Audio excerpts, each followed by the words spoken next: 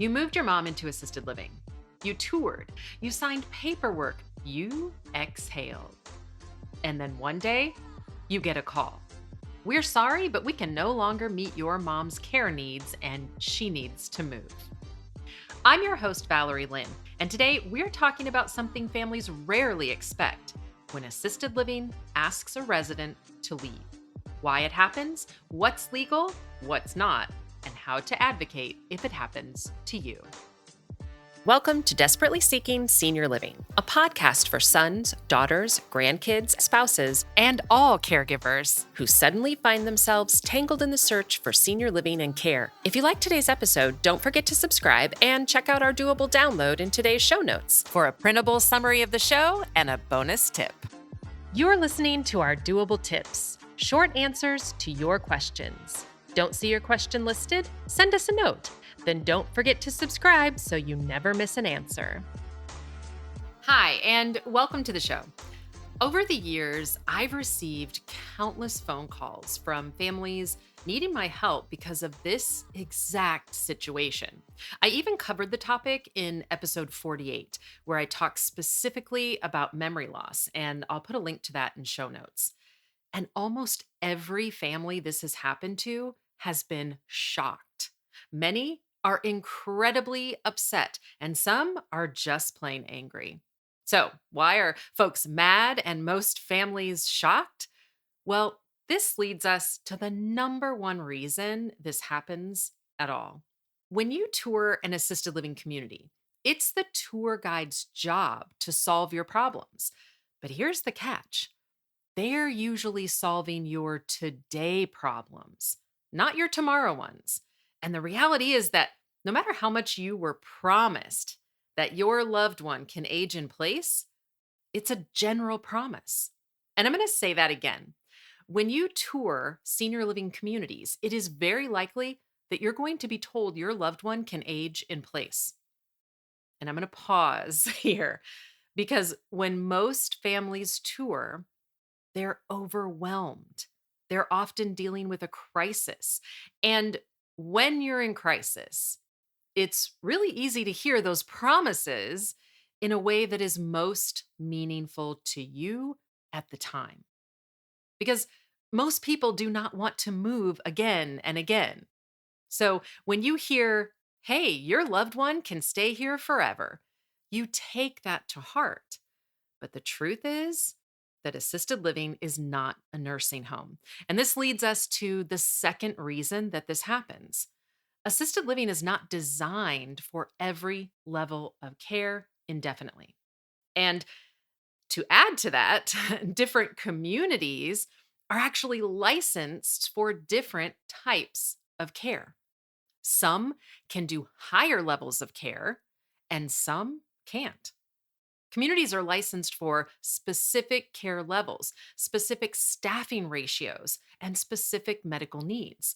So when someone exceeds that scope of care, it becomes probable that you'll be asked to either add supplemental care or move. And let's look at some of the common reasons that you may be asked to move. So just getting a little more specific here. So the care needs exceed their license. This could be because of a two-person transfer, right? Your loved one needs two caregivers to help them get from the bed to the wheelchair. This could be total care.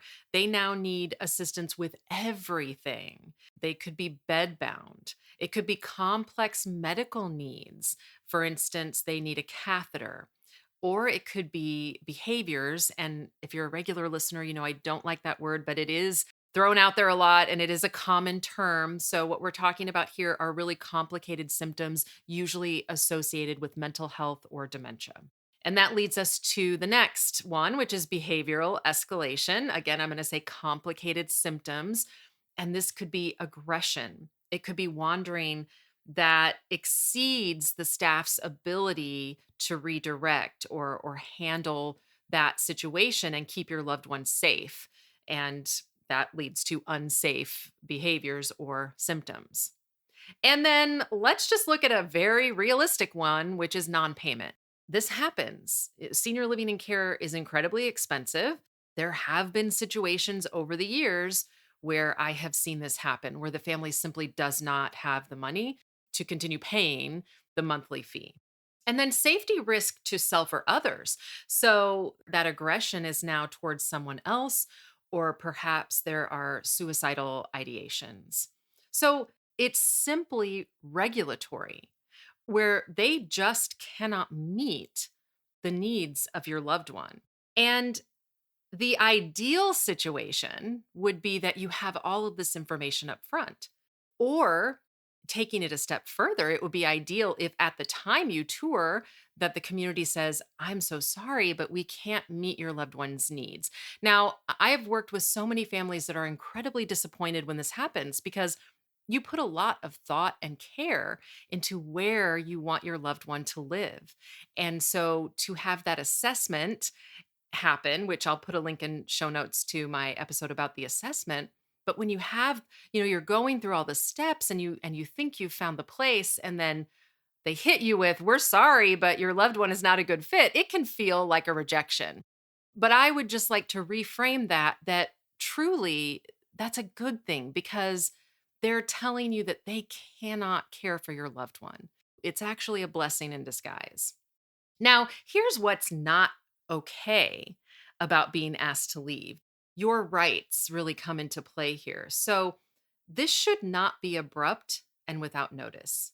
There should be documentation, and that notice, that documentation should be written. There should be care planning attempts. You should be having meetings. This should not be something that you're surprised by.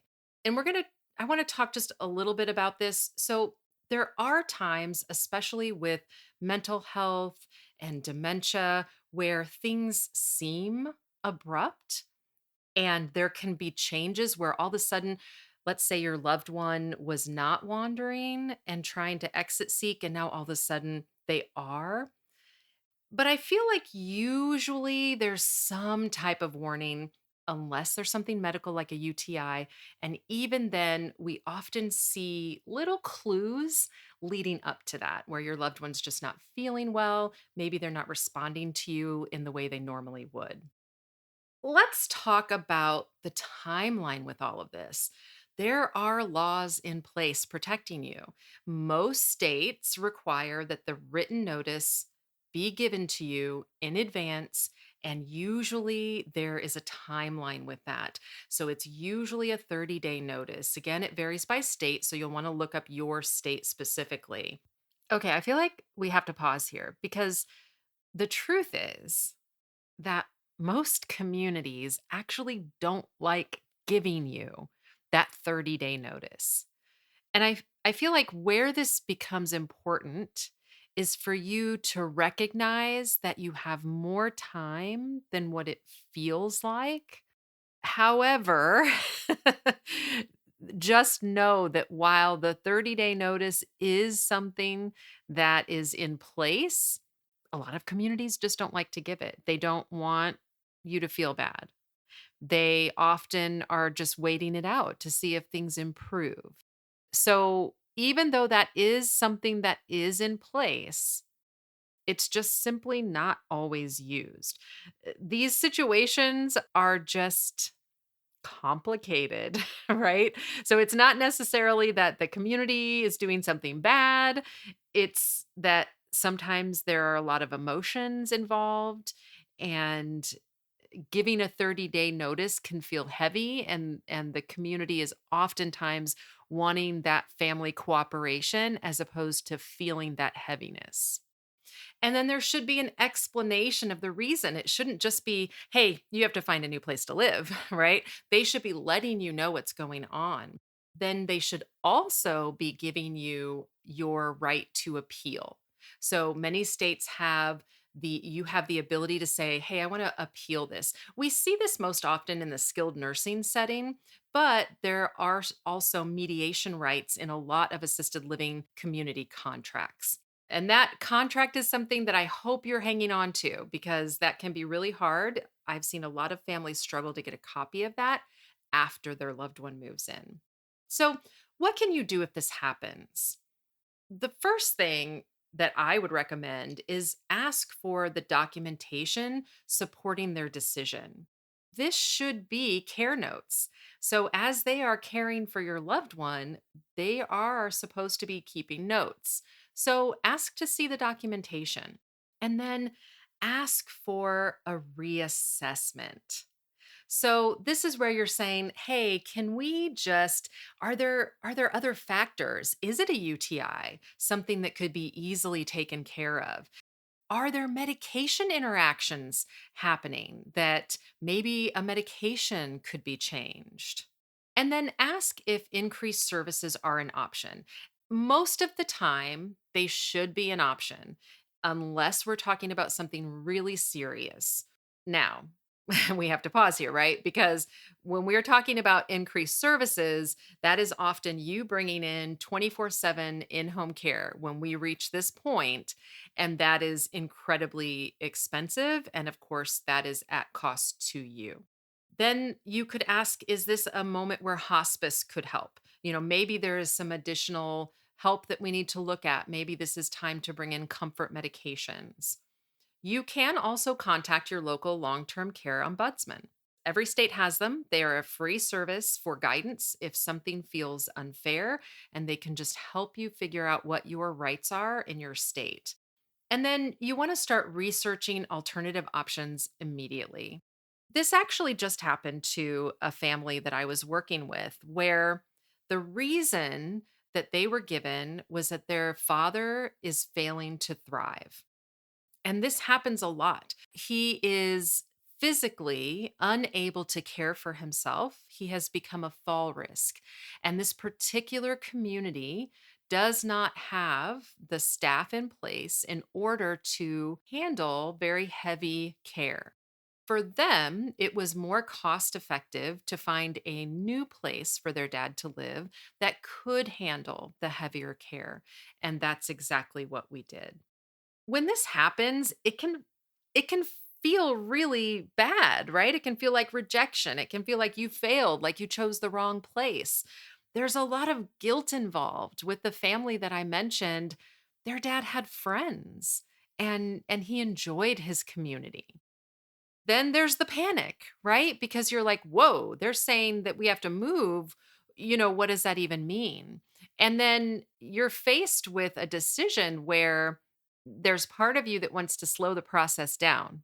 So you want to slow down and you want to find the right next move for your loved one. But at the same time, you're being told the community cannot care for your loved one. So you're sort of caught in between these two things. And this is where even adding in-home care for a short period of time can be really helpful. So if you're ever told that your loved one can no longer stay in their community, pause. Ask the questions, get the documentation, understand the licensing, and remember that this is about scope of care. This is not that you made a wrong decision. You made the right decision for where you were at the time that you moved your loved one in. And many times they had years even of a great experience where they were at. Just know that wherever you move your loved one, this could happen to you, and be prepared. Hopefully, this episode helped you feel a little less overwhelmed. I'd love for you to follow the podcast, share it with someone who may need it, and connect with us over on social media at Desperate to Doable. And if you need support navigating your senior living or care journey for someone you love, we're here to help. Until next time, helping you go from desperate to doable.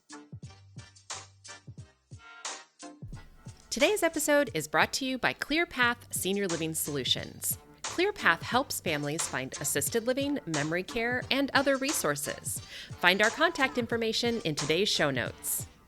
Check out this episode's doable download in show notes for details including industry terms and definitions we discussed, as well as a bonus tip from our guest. Have questions or your own tips to share? Leave us a message. We'd love to hear from you. And until next time, make it doable.